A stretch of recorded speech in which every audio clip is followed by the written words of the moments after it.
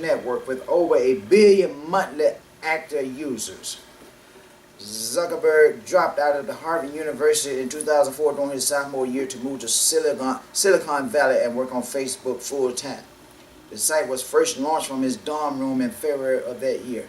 The site has grown exponentially since then and went public in the fall of 2012 in what was the biggest IPO of all times at $16 billion.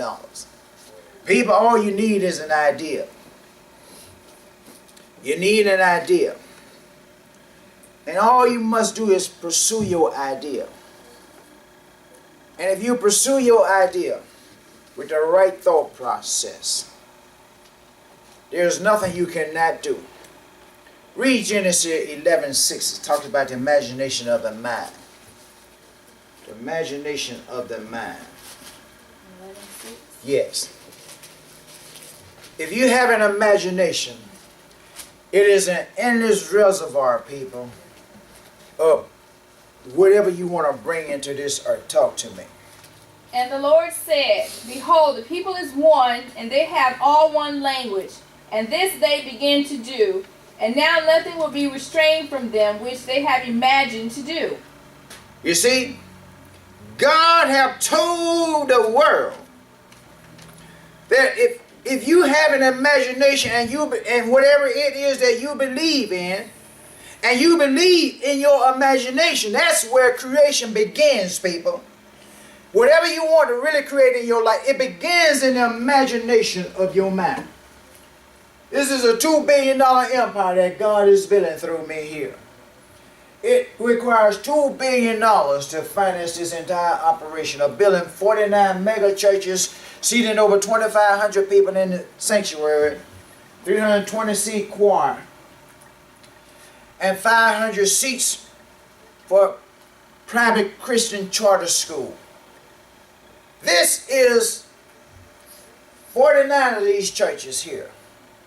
And in one state, a 10,000-seat auditorium seating a 10,000-seat auditorium with the state-of-the-art equipment that we are launching another TVN Daystar with, and which shall be state-of-the-art equipment, high-tech, people. But there's two exceptions with this radio broadcast of the Voice in the Wilderness Ministry. It's going to be a broadcast for people with money and the truth, and for people with truth but have not matured in the material blessings of God. Free airtime to speak to the nations of this world what God have demanded that the world know about eternal life, who shall receive it, and who shall not, in peace after death. You don't have to worry about whether or not you have eternal life. If you are a person born in this earth, you have eternal life. That's automatic. The $64 billion question to ask yourself now is, if you die, where will you spend your eternity? I'm going to ask you a question. Are you prepared to die? If you departed out of the earth today, can you securely say in your heart, life will be peaceful in the afterlife? Every person will see death, just as every person has had a birth.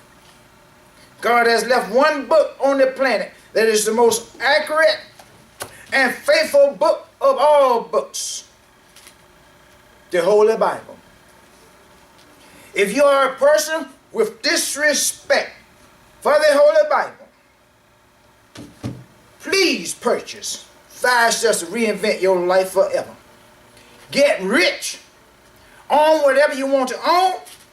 Build whatever you want to build. Whatever you desire. Under the statements, principles, and action steps in the book. And see if the source of the material in 5 steps will not do as promised. You will then know everything spoken in the Bible about heaven and hell is real. No one will have the power to make you disbelieve the Holy Bible ever again. God is bringing respect back to the Holy Bible through stuff and things, just to show humanity.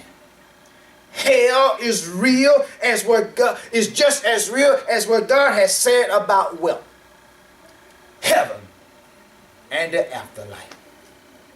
Get the best of both worlds, people.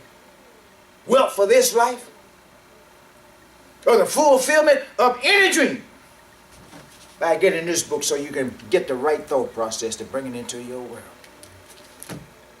And eternal life and peace after death. I hope I serve you well today, because I conclude my message today about the birth of a baby versus the birth of the life you're living today.